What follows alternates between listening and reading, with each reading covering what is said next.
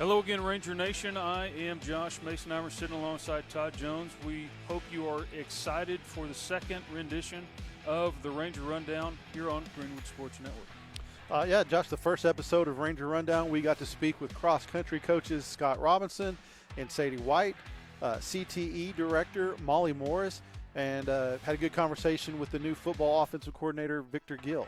On our lineup for today's show, we'll be talking with head volleyball coach Amy Long, as well as the new defensive coordinator, Markel Martin.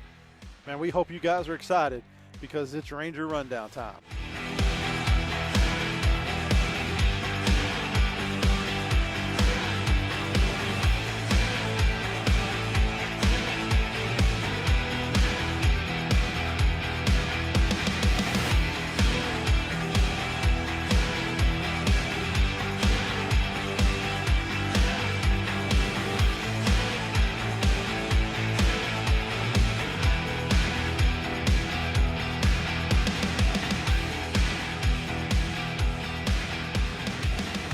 Well, hello, everybody. Leading off today's Ranger Rundown, we're sitting down with Amy Long to discuss the upcoming volleyball season.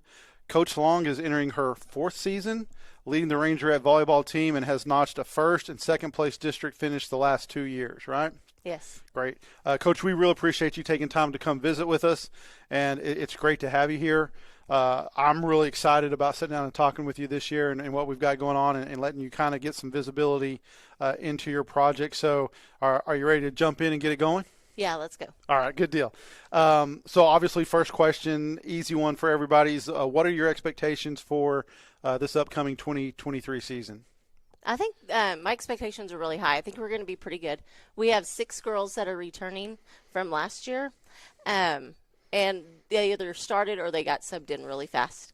So I think we're going to be just as strong as we have been in the past. Our JV this last year won district. Okay. So those girls coming up will totally be able to fill those shoes and know the pace of the game. I'm not worried about that at all. Oh, that's good. Yeah. I have 2 setters returning, Esme Pando and Maddie Willis. They understand our offensive systems really well, and they know what kind of sets the girls like. So I think that transition with the JV players coming up, it will really go really smooth with them. We have Ashlyn Lang, who was our middle last year, one of our middles. She was also the outstanding hitter for the district. So she's been working hard all summer. She hasn't missed very many days this summer at all for summer strength and conditioning. So I'm really excited to see about what she does for this next season. Okay. We have 2 outside hitters that are coming back as well. They have always put up great numbers on the board, great amount of hits and kills, and a lot of blocks. So they're going to help us immensely. Kaylee McDonald and Miley King. Okay. And then our last returner is Presley Watzel. Presley was our libero last year and should be this year. And she was also defensive player of the district. So her hard work on that back row and the way she's so fast and moves and can read the ball coming is really beneficial for us. So I think we're going to be really strong.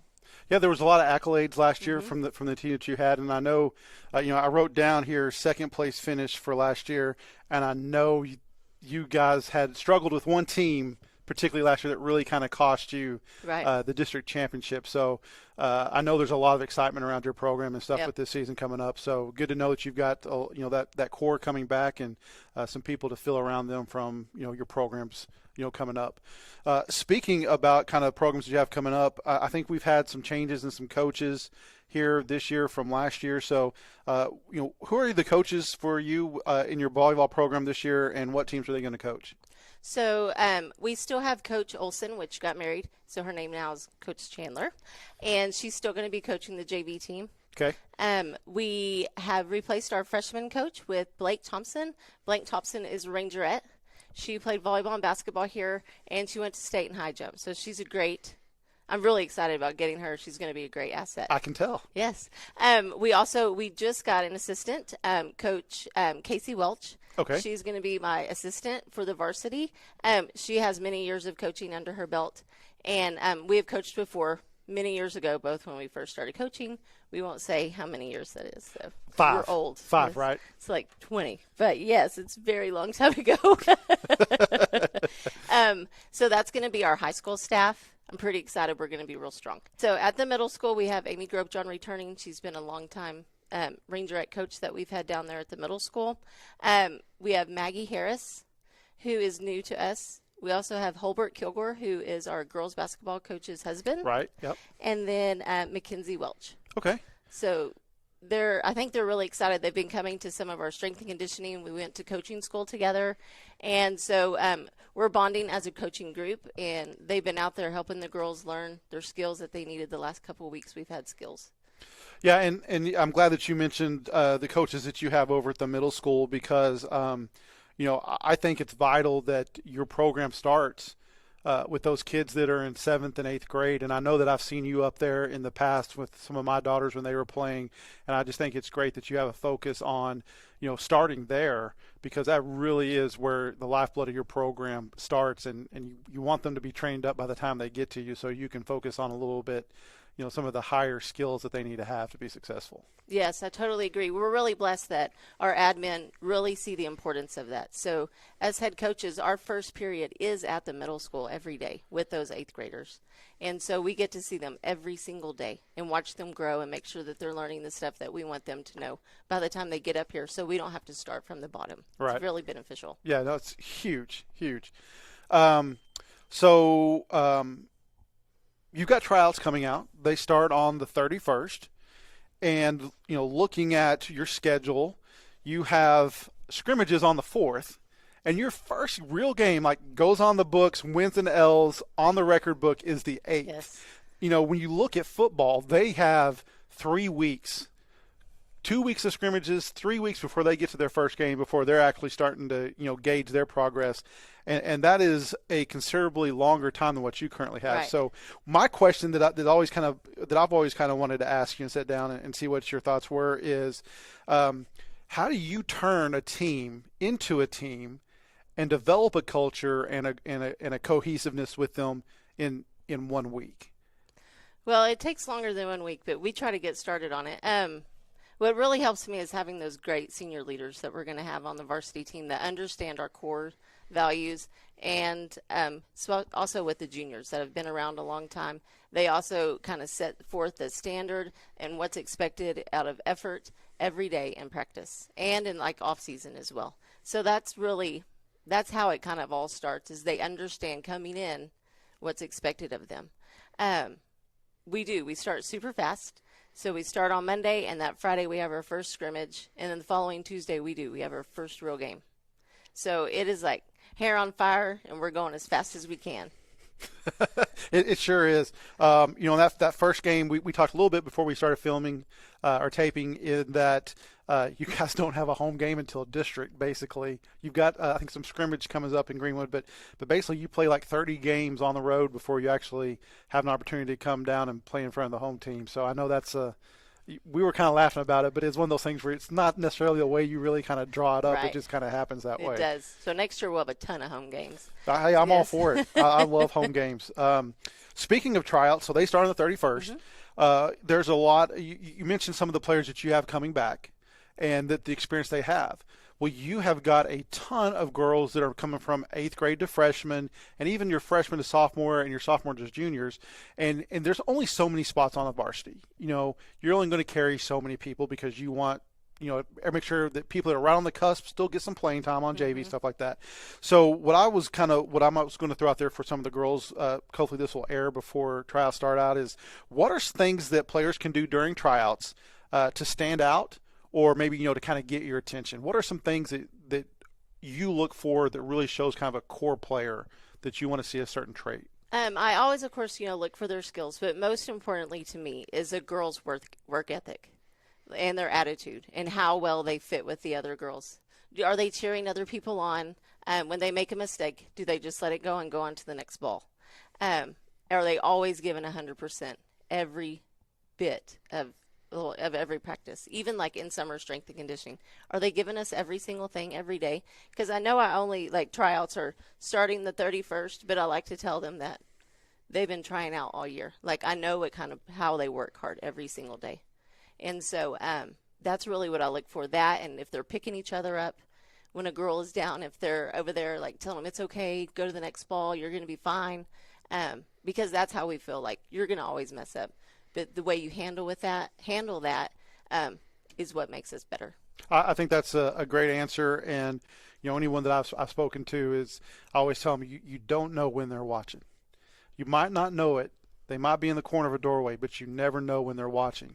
And you always want to put forth that effort and make sure that you're presenting yourself in a good light. So I'm glad that you mentioned that. Last question I have for you, you've kind of answered a little bit already with the opening one, but I was going to ask you, are there any players that had really good springs or summers that you're expecting big things from, or to step into leadership roles? So we kind of talked a little bit about the players that you had coming back, the 6 you had rolling in, and some of the accolades that they had last year, which hopefully that leads into performance this year. So maybe somebody you're looking for to take up a leadership position, or somebody that you've seen actually take up a leadership position maybe this summer over strength and conditioning workouts. I've seen some really strong juniors take over some leadership positions that even though they're probably going to still be on JV, they're going to be able to fill that leadership role and know how to be a leader by the time they get to varsity. That's really important. The freshman group is a very strong group. They all are very talented, and they all play lots of sports. So we're really lucky to have them in the Rangerette program because we can use them in lots of different places. Right. Just to watch them grow, and then just to see that good leadership that's in front of them that I know that's being displayed makes me really excited for the future. Oh, cool. Interesting. Well, Coach, that's kind of all I've got. Is there anything else you wanted to share with everyone today? Or this year we are having our second annual Sheila Smith Memorial Volleyball Tournament on September 8th and 9th. We have, I believe, 20 schools or 20 teams coming to play in that, in the freshman and the JV division combined. So we're really excited to be able to offer that because Sheila was a coach here for many years. She was my coach. One of my most favorite coaches. She called me Amos. She was just a strong coach. She coached many sports here, and I know she touched a lot of lives. And so we're excited to get to be able to honor her again and have that tournament. Well, that's good. Do you know when Booster Club is going to meet or start up or do anything like that? Yes. So our first Booster Club meeting will be Thursday, August, I want to say 4th, 5th. Okay. Something like that. Right, and then we have the kickoff thing coming up. I saw one of your notes coming out on that. So, a lot of opportunities for people to get involved with the Rangerette volleyball program and really come in and support them, right, this year as you break in some new players and have an opportunity to maybe bring home that district title this year that, eluded you a little bit last year. Yes, it did. Yes, we're hoping it's going to be ours. We don't want to bring back any more bad memories okay. about Andrews or anything like that. So, Coach, hope you have a great season.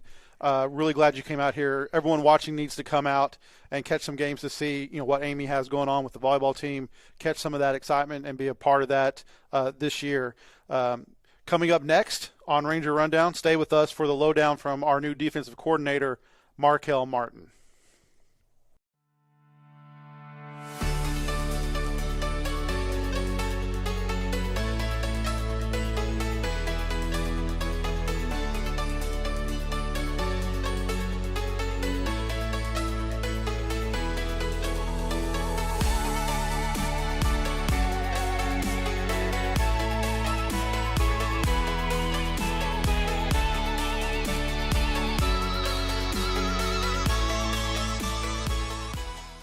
All right, so here we have with us Coach Markel Martin. Saving the best for last, we do have a new defensive coordinator. Is here to discuss his path to Greenwood and kind of what the defense will look like under your guidance. So, Coach, you ready for this? Absolutely. I'm fired up about it. Let's go. Todd, you're up. All right, let's go. We'll jump right into it and get you out of here quick, since obviously that's what we're shooting for these days. What was your path to Greenwood? What did it look like, and why did you choose to come here? Originally, I started out coaching Division II. I was at Humboldt State in California. Moved down to Amarillo at West Texas A&M, Division II as well, and then I made the transition to high school. That originally started at Burpinette, where I was a secondary coach. Year 2 of that, I was the defensive coordinator, and then I just extended out an invitation just to Wiley to see what they had going. They had an opportunity for me to be a safety coach. I go there. We had me and Coach Hill. We just meshed real well. He had an opportunity to come here, and just through our relationships and respect, and just just the maturity that grew from working with him. Once he extended that olive branch to come here, I was driving through a few times for track meets, and I would just stop by and there's nobody here and just kind of walk the field. And he'll tell you, I send him pictures of it just felt right. And I finally told him, I said, yeah, man, as a brother, I'm here to help and support you in your dreams and your passion to be a head coach. And so here we are. That's a good story. I like that. Speaks volumes of relationships, and you know, both coordinators coming in with our AD, and I think that's a really good story there. Success for the first season. What does that look like in your eyes?